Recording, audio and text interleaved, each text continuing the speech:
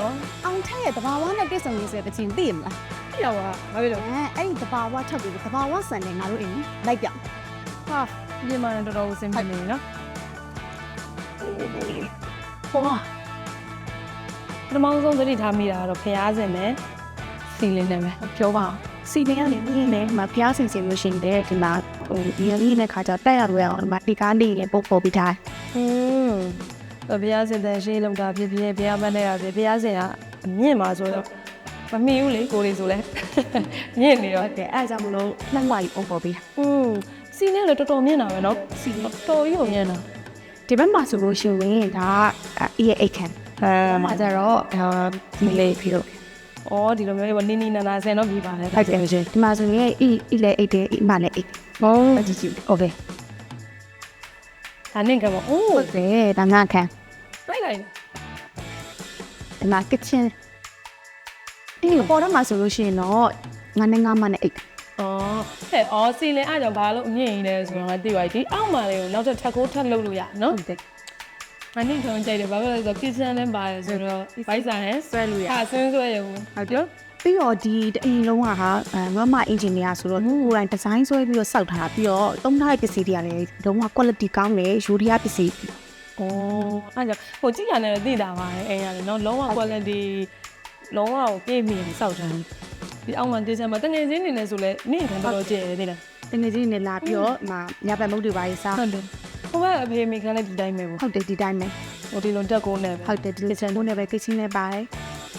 ဒီအိမ်ဆိုလို့ရှိရင်ကွာငါတို့ဟိုဒီရန်ကုန်ဟိုမြို့ထဲကနေလာမယ်ဆိုလို့ရှိရင်သူကတမိုင်လောက်ပဲကောင်းမောင်းရတယ် အေးရတယ်ဆိုခဏလေးပဲကောင်းပါ ခါလေးပဲနော်ဒီအဝေးပြေးကွင်းနဲ့ဆိုလို့ရှိရင်နိုင်ဝက်ပဲကြာတယ်ငါတော့ရလာလေညံဆန်တယ် ဟုတ်တယ် ရမ်းစင်ပြီ ရန်ကုန်နဲ့မနီးမဝေးမှာဟိုမှာသူကပြောမယ်ဆိုလို့ရှိရင်တဘာဝရဲ့ဝိသက်ကြီးတော်တော်ခံစားရတာနော် ဟုတ်တယ် ဒီပြေစားပင်နဲ့လည်းအများကြီးဆိုင်လို့ရတယ်ဆိုတော့အရန်ကိုအဆင်ပြေဒီခန်းကတော့သဘောကျတယ်ဟုတ်ဆို kitchen နဲ့လည်းတွဲထားတယ် ပါဆို easy အော်တွဲ ဘာ လိုက် မှ လဲ ဆိုလို့ရှိရင်ဒါရေရှုတဲ့အိမ်တာပေါ့ အော်ဒီပေါ့အဆင်ပြေနော်တခါရဲ့ဒီကတော်တော်ကျဟာသဘောကျတယ်ဒီကကိုကားကားဖို့ဒီနောက်မှာလည်း space တစ်ခုရှိရဟုတ်ကားကိုလောင်ကစာကြွေပြားခင်းမိတာနော် ဟုတ်တယ်ပြီးရင်ဒီမှာဆိုရင် common WC ပါတယ်ဒီဘက်မှာဆိုလို့ရှိရင်ဒါအပြင်ထွက်လိုက်တာနဲ့ခြံသေးလေးဒါအပြင်လေးစိုက်ထားပြီး အော်အနောက်မှာခြံလေးရှိ ဟုတ်တယ်ဒီခြံကနေပြီးဒီဘက်ပတ်ထွက်ရင်တော့ဒီရှေ့ဘက်ခြံကြီးကိုရောက်တာပေါ့ အော်အေးလေမြေနေရာနဲ့တော်တော်ကျတာပဲဟာနော် ကျယ်ကြီးပဲ ကားဒီမှာကိုဝန် WC လေးစီဆိုဧည့်သည်က ဒီစေးပဲကြီးဒေတာဆိုငါတို့အပေါ် Okay တက်ကြည့်ဟဲ့အောက်မှာလေ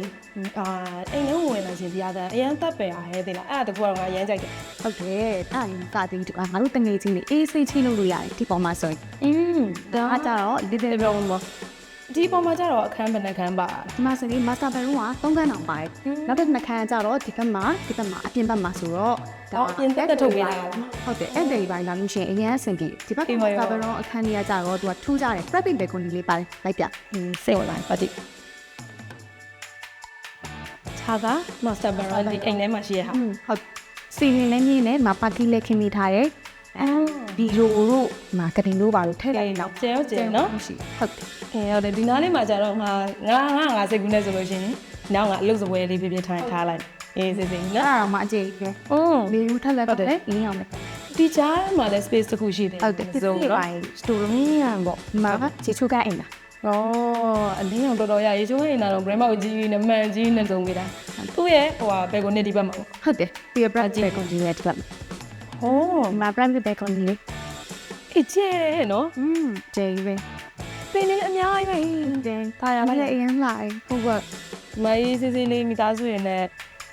မုတ်ဒီပိုင်းလောက်စားမယ်ဆိုတဲ့အဆင်ပြေတယ်ဟောဧည့်သည်တွေကတက်ဆိုတော့အဆင်ပြေတာဗောဒါဆိုလို့ရှိရင်နော် ဟို private ဧည့်သည်လည်းအများကြီးခေါ်လို့ရတယ်နော်အိမ်က ဟုတ်တယ် ကြိုက်ဝိုင်းကွာ ဒါဆိုရင်နောက်ထပ်အခန်းလေးတော့ဆက်ကြည့်မယ် ဟုတ်လာအော်သာက master bedrock master bedrock အရင်ကျဲတာတော့မဟုတ်ပဲနော်ဘာနဲ့သူဧည့်သည်ဆောင်တာ အဲ့ဒီဘာရင်းနေတော်တော်အရင်အဆင်ပြေတယ်လေဝင်နေထွက်လက်ကောင်းတယ်အနည်းအောင် ဟုတ်တယ်ဗျ primo ဟိုဘက်ကောဒီဘက်ကောသေးသေးပဲဒီမှာ toilet ကလည်း တိုင်းနဲ့လည်းပါတယ်ရေချိုးကအိမ်မှာတစ်ခါလေး တော်တော်ဒါကြတော့အဆင်ပြေသွားတာကိုကိုကကိုဧည့်သည်ဆိုလည်းအပြင်မှာသူများအိမ်ဆိုတော့အားနာတဲ့ခါလေးရှိတယ်နော်ဟုတ်ကဲ့ဒါကြကိုပါဒီထဲမှာ တဲလို့ရတယ်လက်နဲ့ဒီမှာဆိုလို့ရှိရင်ကိုနီနီလည်းပါတယ်ဆိုတော့မှာထပ်ပြောပြမယ်လားโอเคညဘက်ဆိုလို့ရှိရင်ပိုင်အရန်လာအတိလား ဟေးဟုတ်တယ်နော်ဘယ်ကုန်ကြီးတော်တော်ကျဲတာဟဲ့ဟုတ်အဲ့ဒီဘက်ကိုဒီအပြင်ကနေသွားရတဲ့ဘယ်ကုန်လေးနော် ဟုတ်တယ်ညဘက်ဆိုတအားလာဒီမှာကိုစိတ်ကြိုက်ပန်းပင်လေးတွေပါလိမ့်နဲ့စိုက်လာစီးပြီးဒီစီချီလို့ရပြီးရင်လေပါဒီမှာဆိုလို့ရှိရင်ဒီဘက်နာမှာဆိုရင်မြင်းစည်းကွင်းလေးရှိရဲကြက်ချန်လေးရှိရဲပြီးငားကန်လေးရှိရဲဆိုတော့ဒီမှာဒီအိမ်ကိုဝယ်လိုက်တာနဲ့ကွာပြောရမယ်ဆိုလို့ရှိရင်ကိုပါလာကို business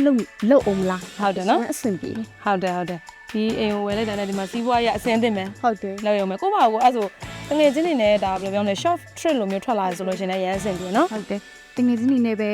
ခဏတာအပန်းဖြေလားစီးပွားရေးပဲလုပ်လားကိုစိတ်ကြိုက် ဟုတ်တယ် တိုက်တာလုပ်လို့ရ အဲ့ဆိုကိုပါခဏနဲ့ဒီလိုမျိုးပဲပေါ့ ဟုတ်တယ်ဒီမျိုးပဲ အော်โอเคနားလည်ပြီကဲအဲ့ဆိုဆက်ကြည့်အောင်နော်အဲ့လိုကြည့်ရတာပဲဟာ ဟုတ်တယ်အကျဉ်းပဲ ကျဲကြီးပဲဟေးအေးလဲရေနော်အိမ်ထဲမှာ တယ် အိမ်ကြီးကတကယ်အကျယ်ကြီးပဲဟာငါအရန်ကြိုက်တယ်ပြောရမယ်ဆိုလို့ရှိရင်ငါအခုဒီပိတ်ရက်ကတော်တော်လေးကိုပြောရမယ်ဆိုလို့ရှိရင်တော့ဒိတ်ပဲရှိတန်တဲ့နေ့လေးတစ်နေ့ဖြစ်သွားတာပေါ့ ဟုတ်တယ်ဒီချန်အကျယ်ရောက်ဆိုလို့ရှိရင် 0.26 acre ကျပြီးတော့ဒီအိမ်အကျယ်ဆိုလို့ရှိရင်85ပြီး25ပြီးအောင်ကျယ် ။အော်အဲ့တော့အရန်အကျယ်ကြီးဖြစ်နေတာ။အော်မကားကိုတော့လည်းရှိနော်။ပြင်စေးပဲ ရှိရပြီးလို့ရှိရင်ဘာအပင်စိုက်ချင်လဲ ။အေးငါ စိုက်လို့ရ ဟုတ်တယ်အောက်မှာအပင်တွေအများကြီးစိုက်တာတွေငါဒူရင်းပြီးတော့စိုက်ချင်တာဒူရင်းပြီး crazy ဆိုတော့ အဝင်းကြီးလေးတကယ်ချင်းဘာစိုက် အော်ရေကြတော့ရေသေးပဲစားမယ်လည်းဆို ရေဆိုလို့ရှိရင် तू က50 60လောက်တူးလိုက်တာနဲ့တောက်လို့ရတဲ့ရေကြီးထွက်တယ် ။အော်ပင်50 60လောက်တူးလာနေဆိုတော့ဒါဆိုနည်းနည်းပဲတူးလာနေရေကလည်းအဆင်ပြေတယ်။အော်ဒီနေ့စားပင်လည်းစိုက်လို့ရရေလည်းအဆင်ပြေဘာကြံသေးလဲဘာမှမကြံဘူးနော်။ကုန်အေးစေးပဲ။ပြီးတော့ငါတော့ဝယ်တော့ဝယ်ချင်တယ်ဗောလေဒါကတော့စူးစမ်းရမှာပါငါလိုပဲဝယ်ချင်တဲ့သူတွေရှိတယ်ဆိုရင် ဝယ်ချင်လဲဆိုရင် iMyanmar House ကနေဆက်သွယ်ပြီးတော့ဝယ်လို့ရပါတယ် iMyanmar House.com မြန်မာနိုင်ငံသားတိုင်းအိမ်ပိုင်ဆိုင်နိုင်စေရမည်